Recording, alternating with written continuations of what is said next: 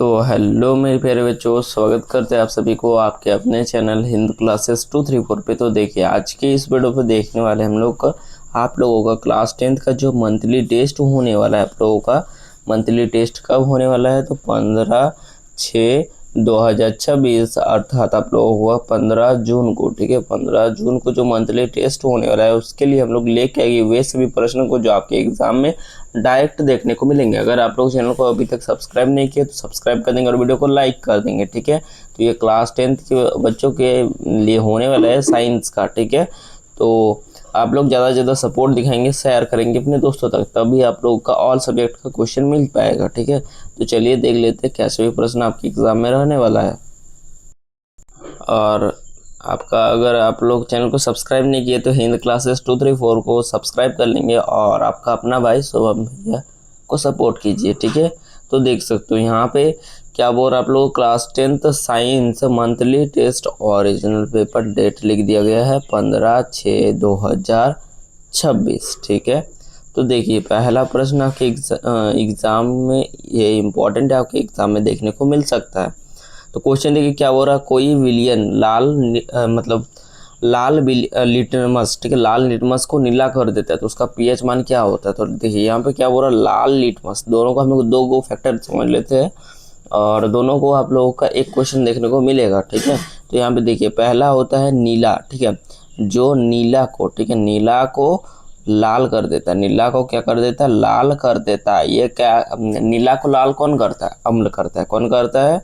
अम्ल करता है, मतलब एसिड करता है। कौन करता है? एसिड। नीले लिटमस पत्र को लाल कौन करता है? अम्ल करता है। और इसका पीएच मान कितना होता है? तो 7 से कम, 7 से कम मतलब होता है आप लोगों का इसका 1 से 7 के बीच होता है, ठीक है।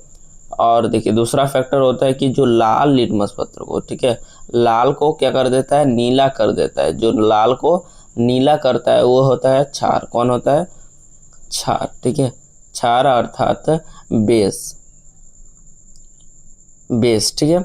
और इसका जो ये मतलब पीएच मान होता है, ये क्या होता है? 7 से अधिक होता है, 7 से अधिक। और मतलब इसका जो पीएच मान होता है 7 से 14 तक होता है। तो यहाँ पे पूछा कि आप लोग का लाल लिटमस को नीला कर देता है, तो ये तो आप लोग दूसरा फैक्टर फॉलो कर रहा है, तो क्या कहलाता है? वो क्षार कहलाता है। क्षार का पीएच मान 7 से 14 के बीच आएगा, ठीक है। तो इसके बीच में जो भी ऑप्शन है वही होगा आपका, तो option number D correct answer हो जाएगा 10, ठीक है। चलिए अगला क्वेश्चन देखिए, दूसरा प्रश्न आपके स्क्रीन में क्या कहा जा रहा है मेरे भाई, यहाँ पे देखिए कोई बिलियन जो है अंडे, ठीक है, कोई बिलियन अंडे के पीसे हुए जो है कवच से अभिक्रिया कर एक गैस उत्पन्न करता है जो है चूने के पानी को दूधिया कर देता है, ठीक है। तो इस बिलियन में क्या होगा, ठीक है। तो आप लोगों को इसको याद रख लेना है। क्या कर देना है? याद रख लेना है, ठीक है। इसको याद रखेंगे, 2-3 बार बोल देंगे। जो लाल मतलब क्या कर जाए, जो दूधिया कलर का जो ये होता है कवच होता है, अंडे के पीछे हुए कवच, उसको कौन दूधिया कर देता है? तो ये हो जाता है आपका HCl। कौन होता है? HCl, हाइड्रोक्लोरिक अम्ल। तीसरा प्रश्न देखिए, यहाँ पे पूछा जा रहा है आप लोगों का कि जो है उपज, ठीक है, उपज का उपचार करने के लिए निम्नलिखित में से किस जो है औषधि का उपयोग किया जाता है, ठीक है। तो ये होता है आप लोग का एंटीसीड। क्या हो जाएगा? एंटीसीड, ठीक है। Option number C right answer हो जाएगा। आपको इसे भी याद रखना, उपज का, ठीक है, जो उपज होता है उसका उपचार करने के लिए किसकी आवश्यकता होती है? एंटीसीड, ठीक है। चलिए उसके बाद आप लोगों का इमली में पाया जाने वाला अम्ल कौन सा है? तो इमली में पाया जाने वाला अम्ल आप लोगों का टार्टरिक अम्ल। क्या है? टार्टरिक अम्ल। Option number B right answer हो जाएगा। तो चलिए अब देखने वाले हैं, यहाँ पे देखिए पांचवा प्रश्न में आप लोगों का यहाँ पे पूछा जा रहा है, यहाँ पे क्लास 10 मंथली टेस्ट है और आपके हिंदी क्लासेस बाय को सब्सक्राइब कर लेंगे अगर नहीं किए है तो, ठीक है। यहाँ पे क्या हो रहा है? मनुष्य में, ठीक है, मनुष्य में जो है वृक्क एक तंत्र का भाग है जो संबंधित है। तो किससे संबंधित है? वृक्क। तो वृक्क संबंधित है हम लोग को वृक्क। किडनी किससे संबंधित होता है? उत्सर्जन से। किससे? उत्सर्जन से, ठीक है। तो option number C right answer हो जाएगा हमारे दोस्त, ठीक है। चलिए छठा प्रश्न में आपका कहा जा रहा है आप लोग का उत्सर्जन जो है पादप, ठीक है, उत्सर्जन पादप में जाइलम जो है मतलब उत्सर्जन जो पादप होता है, यहाँ पे पादप बोला गया है मतलब प्लांट बोला गया, प्लांट्स, ठीक है, प्लांट पौधा, ठीक है। तो पौधा में जो जाइलम क्या काम करता है, तो जाइलम जो होता है जल का परिवहन करता है। किसका परिवहन करता है? जल का परिवहन करता है। और भोजन का परिवहन कौन करता है? फ्लोएम। कौन हो जाएगा यहाँ पे?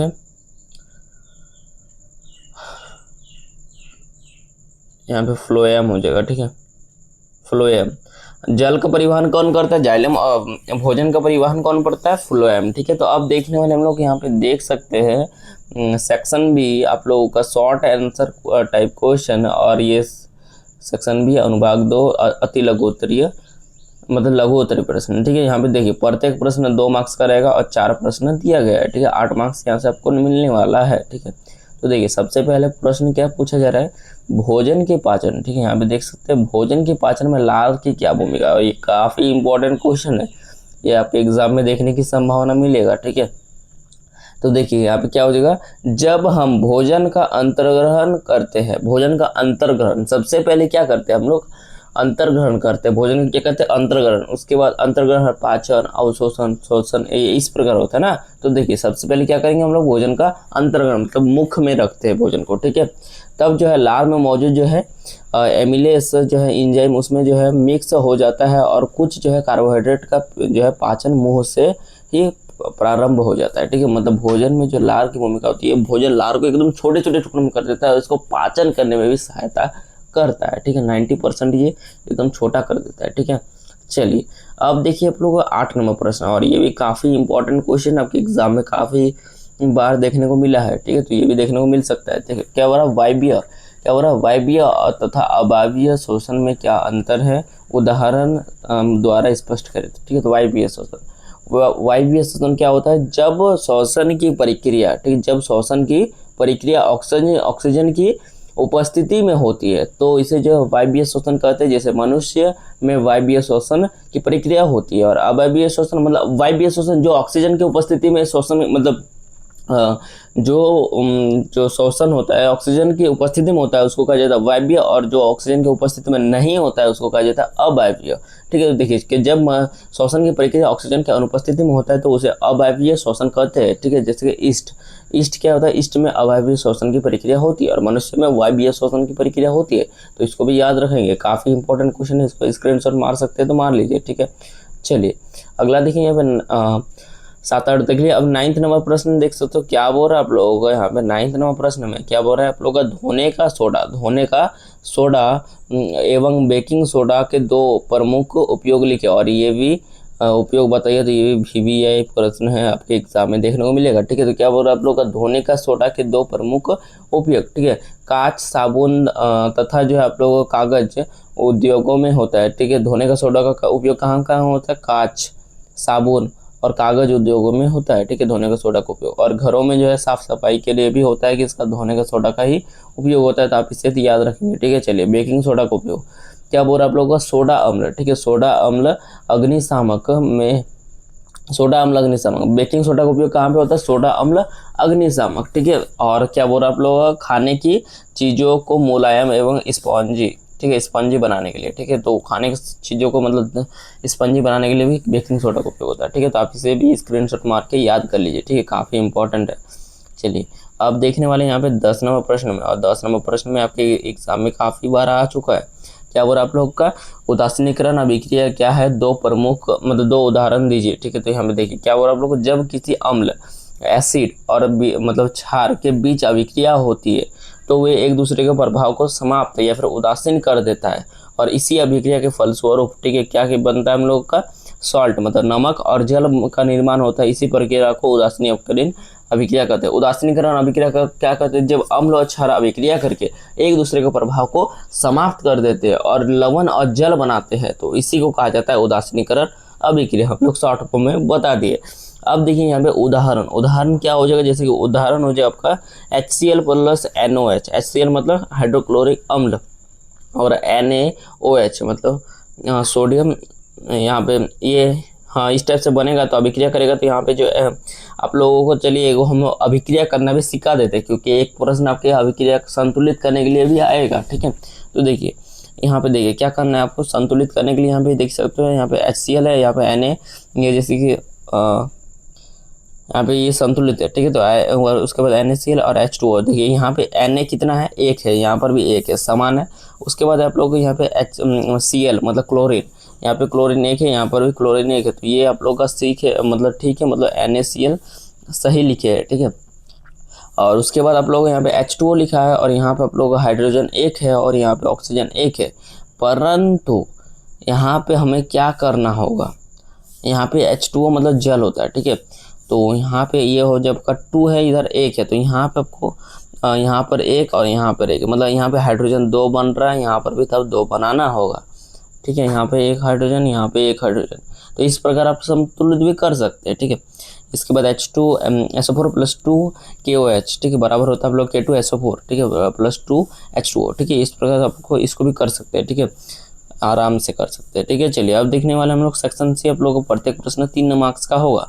तो यहाँ पे देख सकते हो काफ़ी इंपॉर्टेंट प्रश्न आपके एग्जाम में जो देखने को मिलेगा।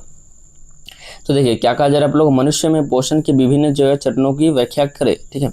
तो यहाँ पे देखिए क्या बोला, मनुष्य में पोषण के विभिन्न चरणों निम्नलिखित है, ठीक है। क्या हो जाएगा, अंतर्ग्रहण, ठीक है। अंतर्ग्रहण मतलब भोजन को शरीर के भीतर अर्थात जो है आप लोग का आहार नाल तक पहुँचाने की प्रक्रिया को जो है आप लोग का अंतर्ग्रहण कहा जाता है।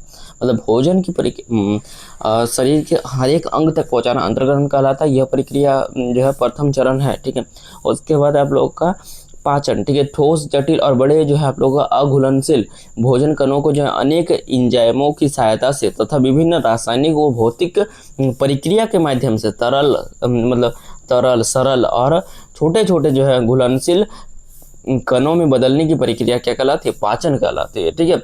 सबसे पहले होगा अंतर्ग्रहण, उसके बाद पाचन, उसके बाद स्वांगीकरण, अवशोषण, उसके बाद लास्ट में हो जाता है आप लोग का एनस के द्वारा बाहर निकल जाता है, उत्सर्जन हो जाता है, ठीक है, मल त्याग। चलिए ये हो गए 2 पॉइंट। और इसके बाद है आप लोगों का अवशोषण, ठीक है। देखिए तो ये जो है आप लोगों को क्वेश्चन काफ़ी इंपॉर्टेंट है, इसीलिए 5 मार्क्स का ये आप लोगों को 5 मार्क्स में बोर्ड एग्जाम में आया हुआ था, ठीक है। तो 3 मार्क्स में आ सकता है, बहुत ही इंपॉर्टेंट है। अवशोषण क्या हो रहा है, भोजन के कणों को छोटे हो जाते हैं और छोटी आत्म के दीवारों में गुजरते हुए खून में मिल जाते हैं, ठीक है। और यह प्रक्रिया अवशोषण कहलाता है। उसके बाद स्वांगीकरण क्या बोल रहा है आप लोगों का, सबसे पहले अंतर्ग्रहण, पाचन, अवशोषण, स्वांगीकरण और बहिक्षेपण या फिर कह सकते हैं उत्सर्जन, ठीक है। क्या बोल रहा है आप लोगों का, अवशोषण भोजन के शरीर के प्रत्येक भाग और प्रत्येक कोशिका तक पहुंचाकर शरीर की वृद्धि और मरम्मत और ऊर्जा प्राप्ति करता है, स्वांगीकरण कहलाता है। उसके बाद बहिक्षेपण क्या कहलाता है, आप लोग मल के रूप में जो है आप लोगों का पचे भोजन को जो है गुर्दा से निकाल देना बहिष्करण कहलाता है, ठीक है। तो ये काफ़ी इंपॉर्टेंट क्वेश्चन है, तो आप इसे एक बार जरूर से जरूर स्क्रीनशॉट मार लीजिएगा, इस यहाँ से 3 पॉइंट को और यहाँ से आप लोग 2 पॉइंट को, ठीक है, स्क्रीनशॉट मार लीजिए एक बार। चलिए आप लोगों का देखिए नेक्स्ट प्रश्न यहाँ पे 12 नंबर प्रश्न, ठीक है। और 12 नंबर प्रश्न भी आपके एग्जाम में काफ़ी बार आ चुका है, ठीक है। क्या और आप लोगों का अवक्षेपण अभिक्रिया से आप क्या समझते हैं, अवक्षेपण जब 2 विलयनों को, ठीक है, जब 2 विलयनों को मिलाया जाता है और उनकी अभिक्रिया से श्वेत रंग के एक पदार्थ का निर्माण होता है, तो वो जो है जो जल में विलय होता है, तो इस प्रक्रिया को हम लोग का अवक्षेपण अभिक्रिया का, जैसे कि NOSO4 + BaC12 और BaSO4 + 2 NaCl, ठीक है। ये काफ़ी इंपॉर्टेंट था ये भी। चलिए तो आज लेते हैं, फिर मिलते हैं अगले वीडियो में। जय हिंद, जय भारत, वंदे मातरम, जय झारखंड, धन्यवाद। चैनल को सब्सक्राइब, वीडियो को लाइक कर देंगे। Bye bye.